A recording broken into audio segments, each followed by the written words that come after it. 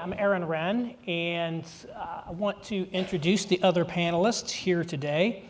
This is Andrea Lamberti. She is an architect and partner at Raphael Vignoli Architects. We have John McComber. He is a longtime business builder and investor in real estate construction and technology ventures over the years, and today is a senior lecturer at Harvard Business School. And then we have Michael Hendricks, who's the Director of State and Local Policy at the Manhattan Institute for Policy Research. So thank you all for coming and being on the panel today. Just to kick things off a bit, it's interesting to think retrospectively about how people envision the futures of the cities yesterday.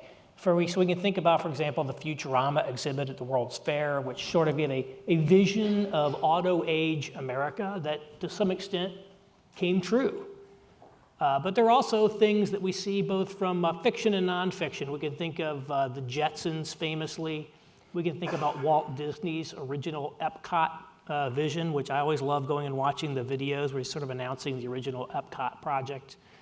Or we can think about dystopias like the film Blade Runner, or just the very futuristic scenes that you get out of, for example, the Star Wars movies, portrayals of Coruscant and things like that. I think there's always been this idea out there that the city of tomorrow is just going to look like a radically different, new, futuristic place in some regards. But in a lot of ways, I think that the physical way that we build cities, the way that cities are inhabited, is really been very similar for several decades, in very much the broad sense. The changes that we've had in our society have been enormous in a lot of ways, but not necessarily the function of riding a subway. It's just a little, swipe the Metro card instead of the token, but it's still the same basic things. But we've seen tremendous economic change, we've seen tremendous demographic change, tremendous technological change, tremendous social change.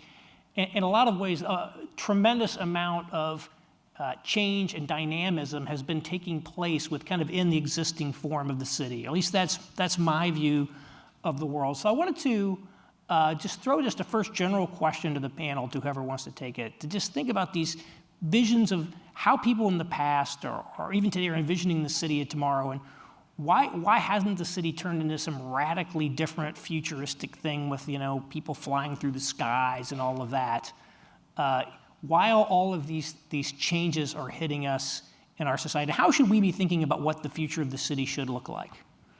John, you're looking like you want to. I'm waiting to respond to what these two say. So part of why the Jetsons and the other ones didn't come to pass, I think, is that people at the time assumed that the human beings would be static and the ground and the air around them would be static and populations would be static. And things have changed slowly, partly because the life cycle is so long. If you think of a building that's going to last 100 or 200 years, it takes a long time to change out the fleet, a lot faster than trying to get everybody on, say, iOS 13 or something like that when iOS 5 already phases out. Going forward, I don't think we can assume that the ground or the air or the population will be the same. Partly because there's so much migration in the world, either people moving to cities seeking opportunity, like this city, or moving out of areas because of flood or drought or wars, or even moving out of areas that are being impacted by sea rise or wildfires and going someplace else. So that means we also won't have a static situation or environment to do it in, where the ground itself may be threatened in some places in Florida or Indonesia or California, and the air itself may be threatened. Those were both not really considered in maybe the Blade Runner time, but not in the Jetsons time or some of the other futuristic things. So that idea of a static population and a static place, I think, is going to really be altered a lot in the next several decades. Right. I think also the values that are placed on preservation are coming into play now. So both either for historic and cultural memory reasons, or for the study of finding the best way to reuse materials and to not just throw away old buildings, there is a priority to preserve what's there. And so you see a lot more overlap you see pockets of speed, like of development, like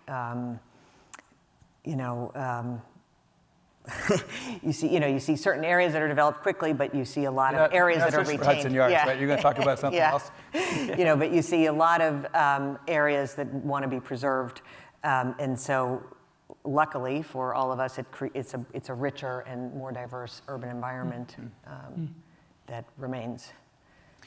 I think partly the answer is that growth today is less visible and more digital.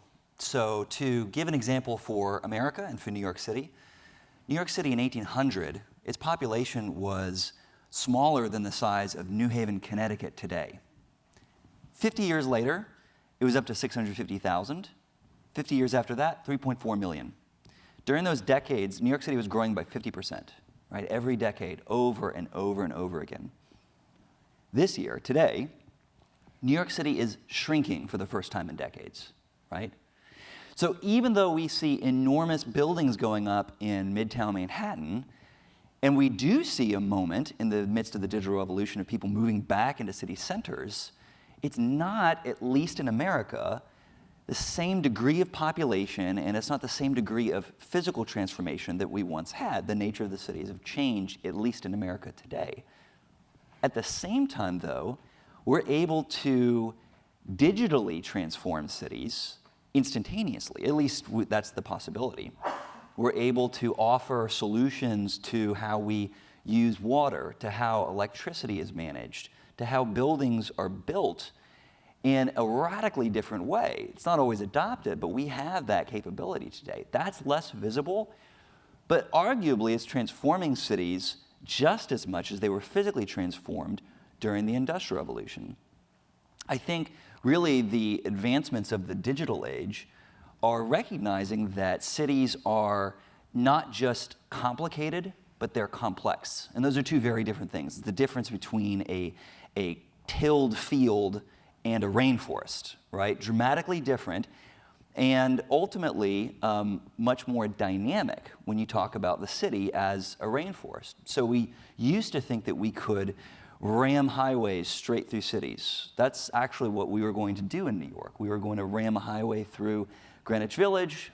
We were going to have an elevated highway running right next to the Empire State Building. Those didn't happen. And maybe that vision of a Jetsons future we're probably better off for. And so we made a choice to turn against that sort of radical transformation because we recognized that cities were complex, and when you disrupted the city so radically, there's something irreparable broken about cities. But when you transform it digitally, that's something that you can scale. That's something that you can grow with. And the only question is, grow for whom? And access to the digital landscape for whom? That's very I'd like to make a comment about digitalization, if I could. Here we are with an elite group in one of the elite cities in the world, but there are developed economies and emerging economies, and there are legacy cities and new cities. So we're in a legacy city in a developed economy, and so for us here, we're thinking, am I going to get to Acela on time? Is my Yelp reservation going to be right? Is there some way I can manage my disposable income and digitize something? It's really different if you're thinking about a legacy city in an emerging economy like Mumbai or Jakarta, where things are just jammed up. But if you could somehow digitally optimize the traffic and the flow of water, you could get 5 or 6 times more throughput with the same amount of concrete. And it's different, again, if you think about an emerging city in a new city in an emerging economy like outside Lagos, Nigeria, or outside Sao Paulo, where it's all being built to begin with, but the people's problem is more, can I get access to money at all? Can I get access to food or seeds? So I think we have a blind spot when we think about just the high-tech, prop-tech New York things. That's not I know I'm not from New York, but all of you think that's the entire world. It's not. And it's really useful to segment the world by which solutions work in different places with respect to the digitalization. Is there maybe another category of cities in developed economies that were built after the advent of the automobile, right? So a Phoenix is going to be very different than New York City, how you handle things like transportation. What digitalization in the developing world is something I think is a good example of how we can use digitalization as to leapfrog some of the physical issues that we've had, in that if you look at a place like Africa, they've gone direct to mobile telephony. It's like, how are we ever going to string wires to everybody? That was one of the metrics they used to do, is how long it used to take to get a phone. That was one of the standard metrics of like business friendliness or advancement of economy. Now you don't even need a landline anymore. They're sending money through phone. They're doing everything through digital. It's giving it opportunities to really leapfrog there. And I think to me, it's what you said, John, but we build these buildings and they cost a lot of money and they're there for a very long time. But we're in this world with rapid digital change, rapid demographic change. We have climate change coming in. All of these things. It strikes me that one of the core challenges of the city of tomorrow is developing the means to be able to flexibly and dynamically respond to these new things in light of the long-livedness nature about it. How to square the circle? How do we apply new technologies to the subways or to buildings when the buildings are older, and how do we do that there?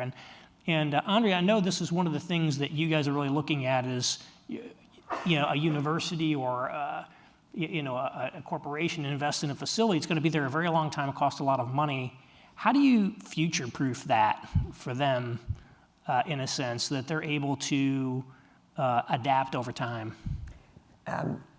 Well, we try to, through developing alternatives, we will try to develop, to show any particular client or a community multiple options for how that building could look or that community could look when it's first built and how it might look in 20 or 40 years.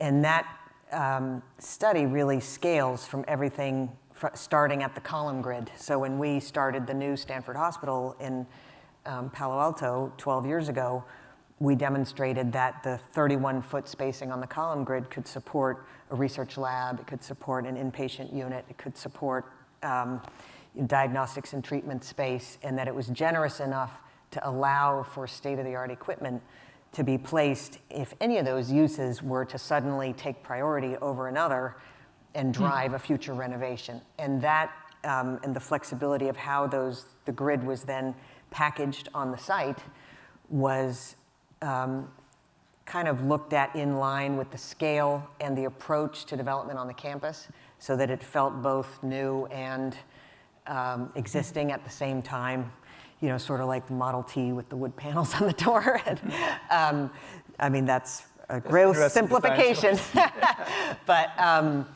But so that's an example. Another example is the Hills at Valco, just down the street in Cupertino, and also close to the Apple complex, where, again, the basic structural grid is being planned so that spaces under a green roof can be used today for parking, but could in the future be converted to office or to some other type of equipment or technology-driven use that would be more sustainable and more environmentally friendly, as well as generate a different revenue stream.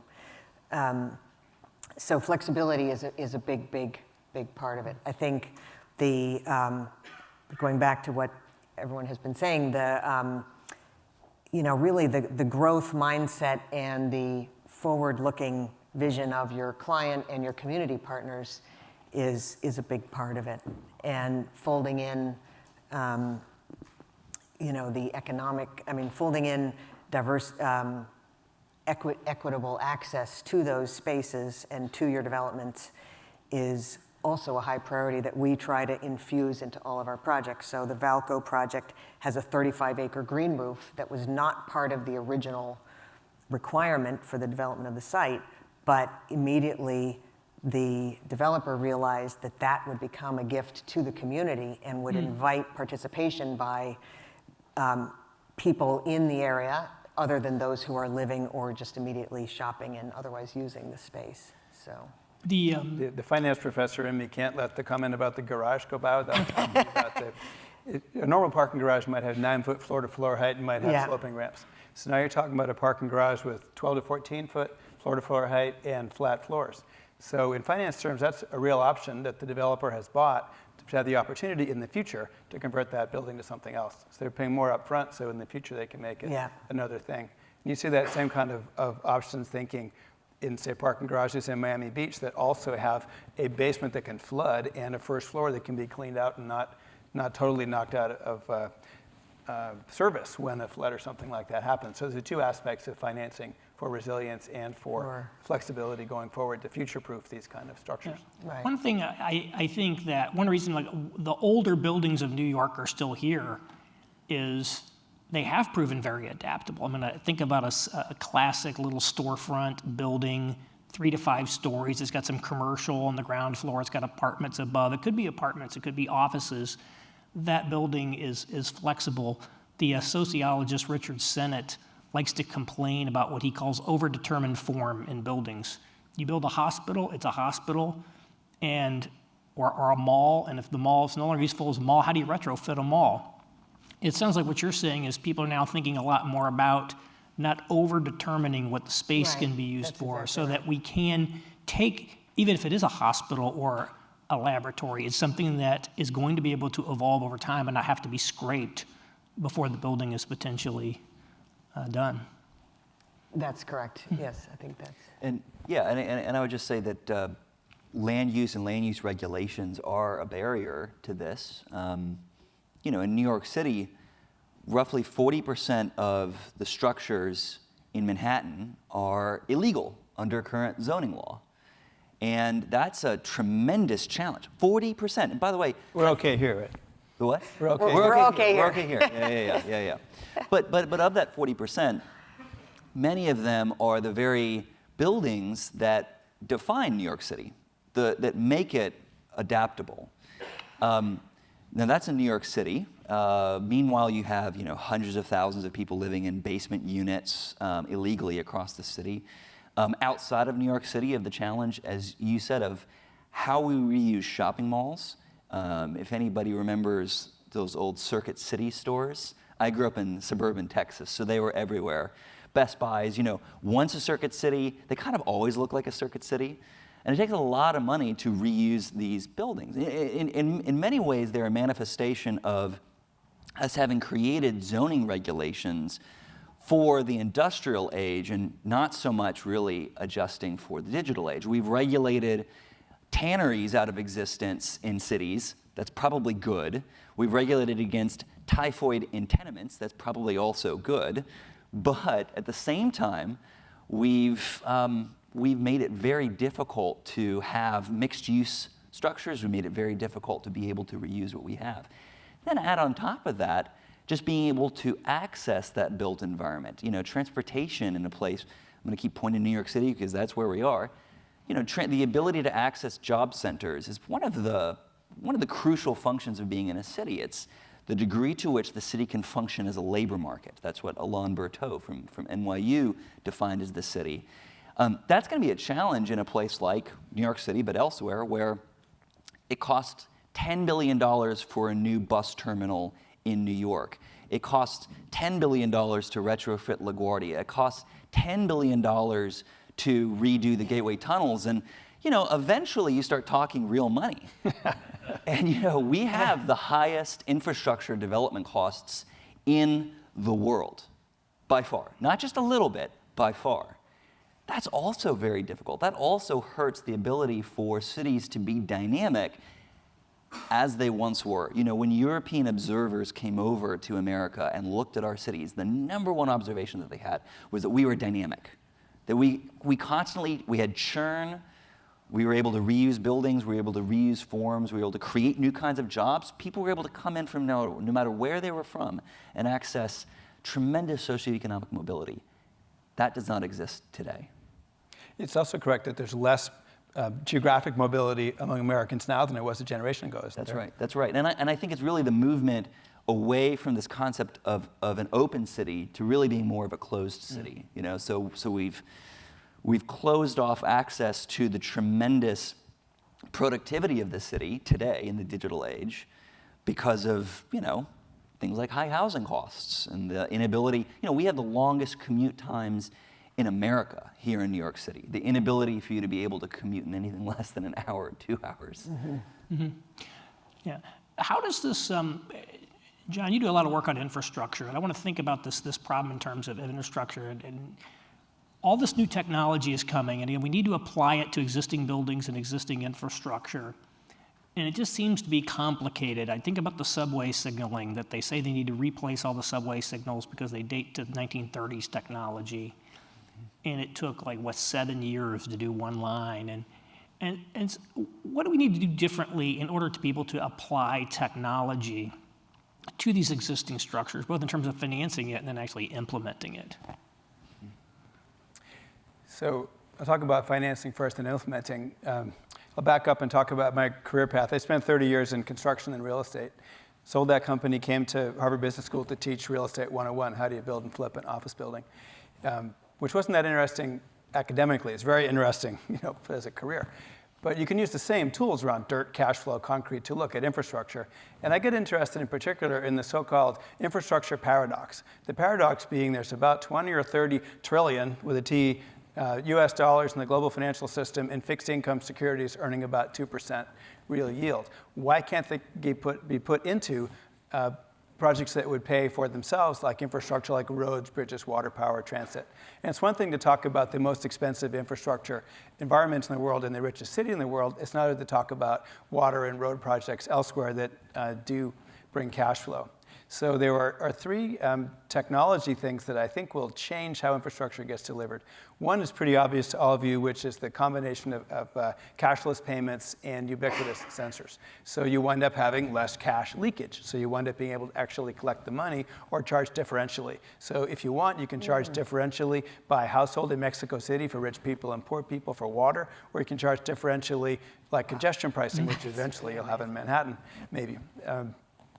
The two other pieces that will change infrastructure a lot, I think, are not exactly digital, but kind of. So if you think about the emerging world in particular, so I do a lot of work in Africa and some in Latin America, there aren't roads. So are we going to be able to build 30,000 miles of roads in Africa to a German standard? Maybe not. However, suppose 3D printing actually becomes commercialized at the sort of neighborhood level in the next 10 or 15 years. So instead of having to get a chair made in China, shipped in a boat, offloaded at a port, through all the transit and the customs and the immigration and everything else, and on a bumpy road up to a city, what if you could just print that chair in the village, in the environment? That's a real thing that will really happen. It will really change the need for infrastructure. And a related one is drones. So we think about drones now as a cool way to take pictures of Yankee Stadium or the Statue of Liberty. But there are small drone packages, and if you imagine in a decade, drones that can deliver a 50-kilo payload 100 miles and back, once again, you don't need roads for that last mile problem. So some of the emerging countries may actually leapfrog faster than the US, just as you said with the copper wire thing, leapfrogging in telephony, just as you said with not having to bank it because people use cashless payments and mobile money. That infrastructure solution may work as well in the emergings. In the existing cities, you can think of, say, Mumbai or Jakarta, who are so ginned up with traffic, using sensors and cashless payments and congestion pricing to optimize when people need to go where and to price it in such a way that they're able to have much more throughput on the existing concrete and tarmac. So all those are investable propositions, in my view. Andrea, you were saying, we were just talking offline, and you mentioned something. You even think about the ability to move outlets. I think about just like applying technology. Like, how do you think about the problem within the building if you know there's going to be new kinds of things that need to be installed or adapted? Like, how does that figure into your design? Outlets like Circuit City or outlets like in the wall? Yeah, like a power outlet. Like in the workplace. Yeah. Right. So, well, another area that we've been really invested in exploring for the last 20 years or so or more is the development of flexible research labs and flexible workplace environments. And so studying, and down to our office that we just moved into a few months ago, where we designed the furniture and literally fit out the cabling and the wires by ourselves.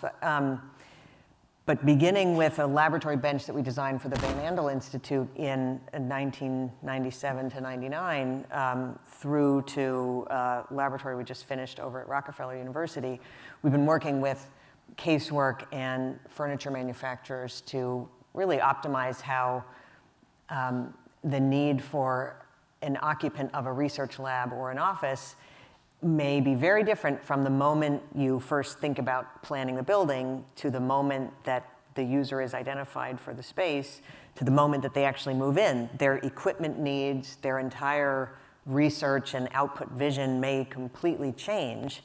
And how do you design the infrastructure of that building to support that trajectory of change? And so by making the fit out, it's making the fixed elements of the building that you cannot move later, like shafts and the positions of utility intakes, making those very robust and generously sized, and then within the fit out of the space, rethinking how the interior is conceived. So exposing utilities in the ceiling or putting laboratories, this was unheard of until a few years ago, building a laboratory on a raised floor so that data and power could come to the lab bench from below. The bench itself could be prefabricated with electric power and data in a factory and then plugged in on site. And then you just have lighting and mechanical systems, fire protection in the ceiling. So, I mean, those are the kind that we think about, not just how it looks, but really how it's performing for the user and how can we enable them to keep changing it from the moment they move in. And there are ways to also think about public policy as being able to piggyback on the sensors you're talking about. Talk about, piggybacking on top of the adaptability that we can design into either existing buildings or new buildings. When we created zoning laws, we said, well, we don't want the pollution, and so we're going to regulate uses, and we're going to say that pollution needs to be over here, businesses need to be here, people need to be over here. Today, though, we can have something more like outcome-based zoning, where we say, we as the community have these priorities around pollution, noise, light, and through sensors around a community, we can track whether or not pollution, noise, and light are meeting those goals. And so within the built environment, we can have a variety of different uses. We can have home-based businesses, which are often illegal, in America at least. We can have that.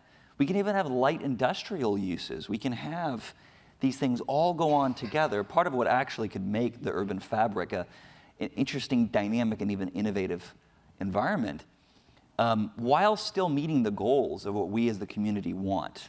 This is actually something that, if you want an example of how people are thinking about this, just look up Sidewalk Labs' own design for Toronto. Whatever you think of their plans for Toronto, you can look at their 1,600-page proposal and go in the section on urban innovation, Control F for outcome-based zoning, and read what they've thought about there. This is something that is a tangible example of how we can take digital sensors and adapt that for the policy environment to be able to make our cities healthier, wealthier, and more equitable all at the same time. So the obvious Sidewalk Labs downtown Toronto question is, who gets to dictate the policy, Sidewalk Labs or City of Toronto? City of Toronto. Oh, yeah? Yeah. What? Any policy environment, any policy environment is a dynamic process, right? I actually don't think that we want people dictating terms to us, right? People in Who have the data. Who are, well, no, I am also suspicious of those in political office too, right? I think that policymaking is a dynamic process that is partly from the top down, yes, but also from the bottom up, right? And part of making it a bottom up process, so right now, urban planning is often a top down process. Someone says, some expert says, this is how the city's gonna look over the next 10, 20, 30 years. And with the introduction of some of these new companies like Sidewalk or anybody else, they're coming in saying we want to be a participant in this process. And they at least are treating themselves as part of the community.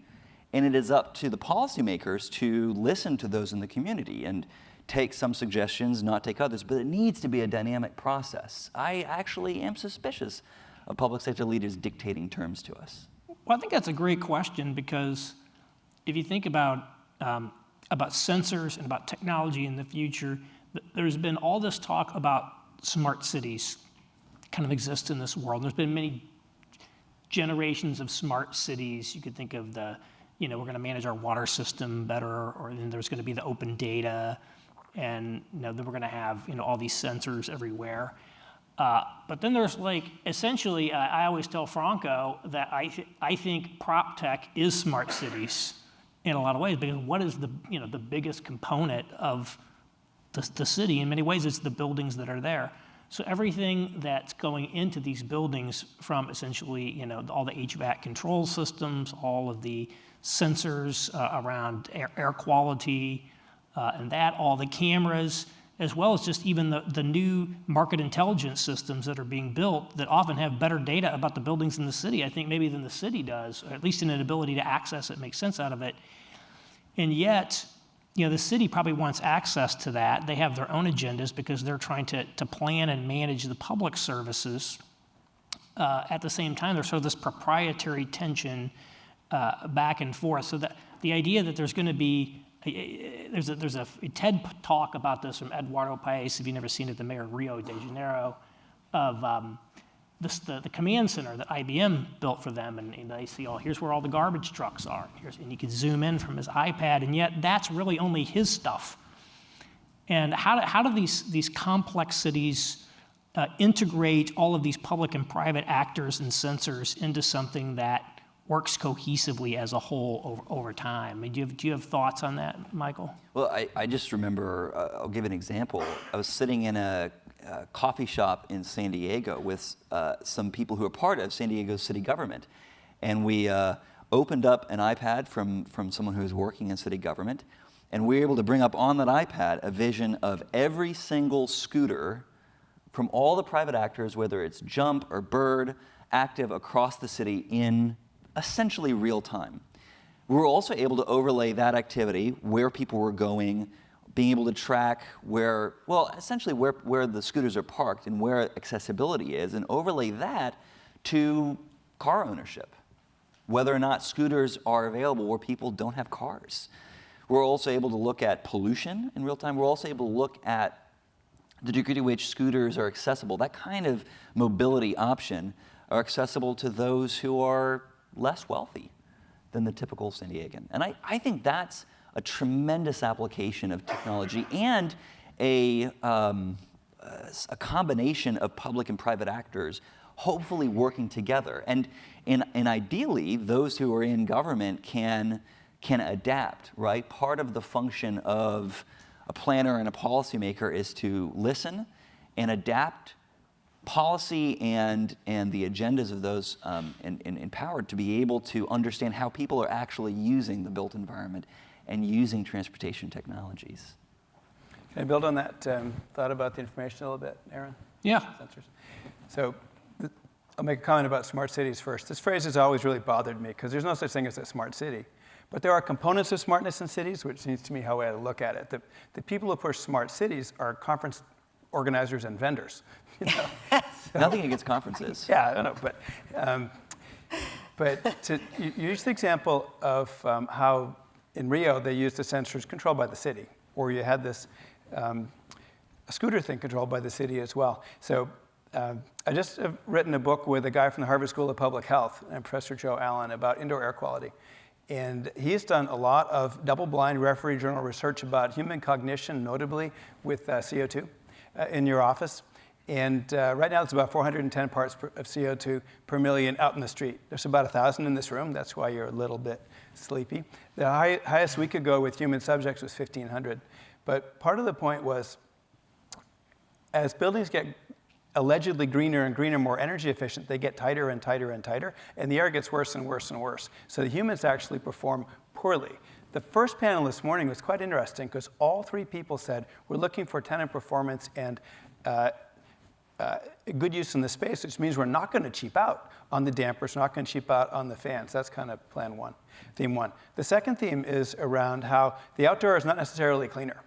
And San Diego is one thing, Los Angeles is another for outside air. Mumbai and Delhi are a third.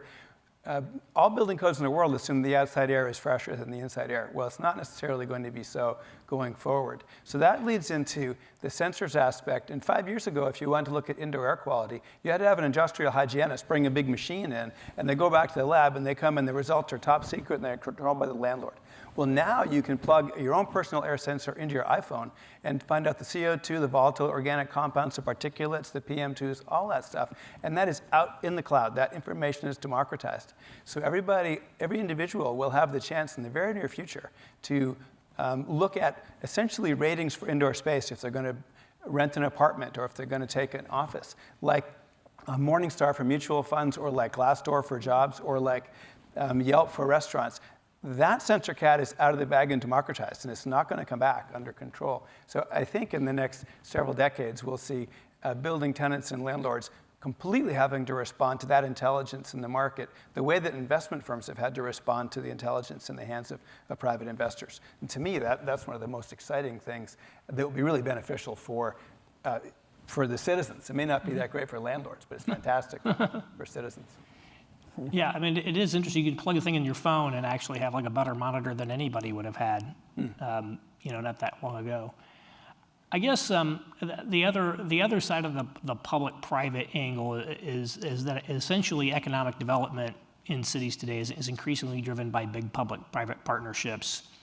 And one of them, I think of one that you worked on, was this Van Andel Institute you mentioned in Grand Rapids, where the city, I think, envisioned this medical district, and you had to work within that. So there's like this local philanthropist that's trying to create this leading edge tech research center in there. How does it work when you're trying to develop a building, when you have all these other players and things trying to build a bigger vision around it, and including even the bigger agenda of how do we have a city in Western Michigan be competitive in the 21st century? It's like, there's so many other things that you're probably getting pressured on as you're just trying to design this building.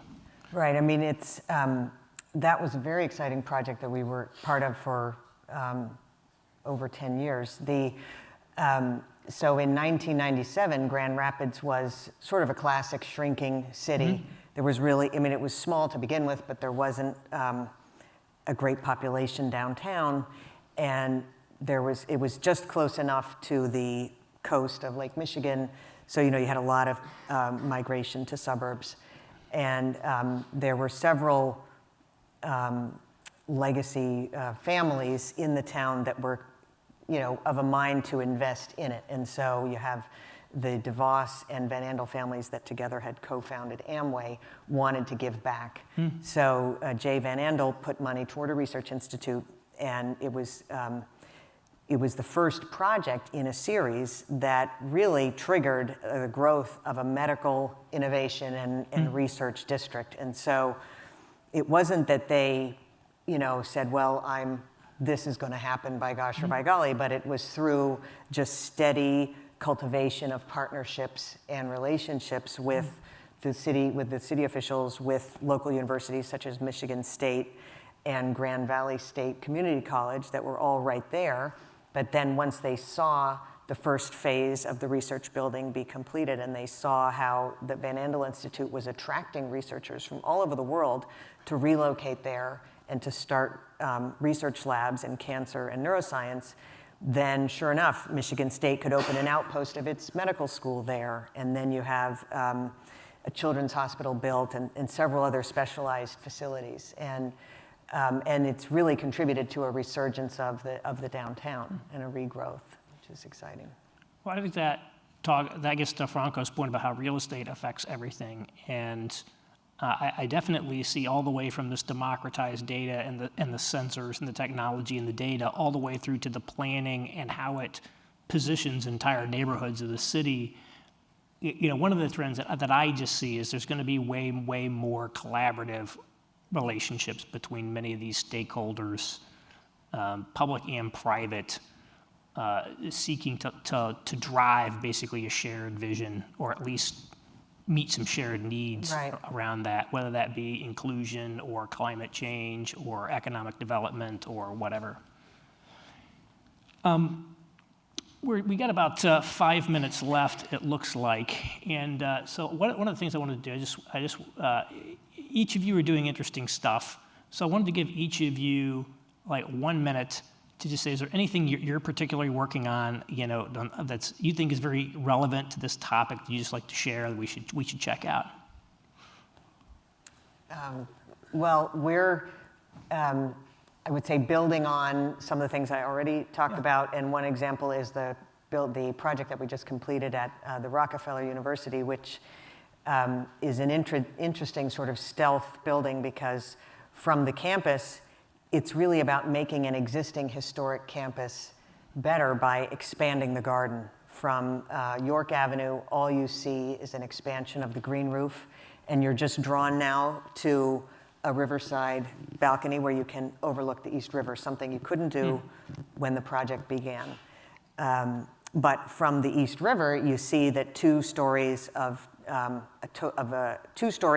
900 feet long, 90 feet wide, of completely flexible research space have been provided. So it allows the campus to grow into the future without having to just destroy what everybody prized about it, which was the landscape and the history. And I think the other exciting aspect was the integration of the team. We worked almost side by side with engineers, with the builders, with the donors, with the city, to get approvals and determine how the construction would be modular and how the lifts of steel over the roadway would be done in just 19 closures of 5 hours each one summer, to really minimize the construction impact and maximize the final delivery. Well, as a former construction guy, I really like that kind of idea. So you asked about what other research we're doing. There are several vectors of what I work on in the finance space. Another is around climate adaptation. So I'm really hoping that we stop the output of carbon like tomorrow, and that all unwinds. If it doesn't, we're likely to have more sea rise, more river flooding, more droughts, and more wildfires like in California. Therefore, what's society going to do? How are we going to figure out which buildings to protect, which buildings to abandon, which buildings to reinforce, where to bounce back, where to let people live? So some of my research now is in Mexico City, some is in Miami, and some is in other places around the world around this issue. And a lot of it depends on probabilities of what you think that floods might do, and that's a probability, not a certainty. A lot of it depends on time horizon of a decision. So if you're a real estate flipper with a 7-year portfolio, you're not so worried about it. If you're building a utility tunnel, you're going to care about it a lot. A lot of it depends on how much capital you have. If you're ExxonMobil, you can raise the flood walls around tanks. If you're Con Ed, you can raise transformers. If you're own a little shop in Ellicott City, Maryland, like a number of people did, that was all their livelihoods. It got river flooded 3 years in a row. They said, no mas, we're going somewhere else. They moved. They all had their retreat.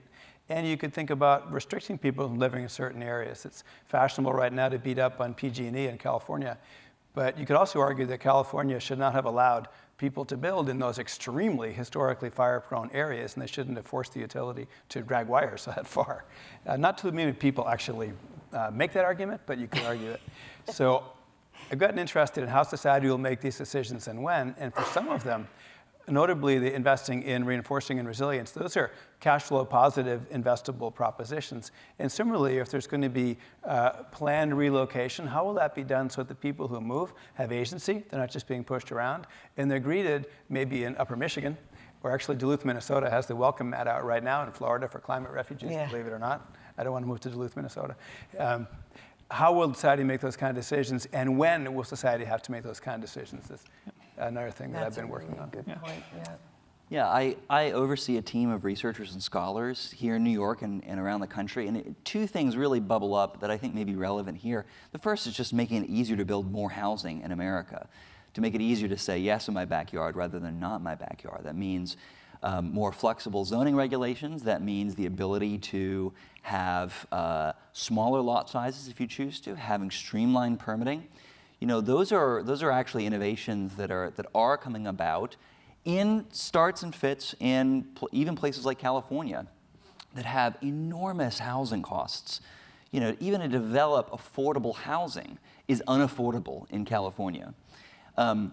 we know what the policy solutions are. We need the political will to get there. And part of that comes with shifting where decisions are made about how land is used, perhaps from the immediate neighborhood level up to the metro level, or in California, even some decisions up to the state level.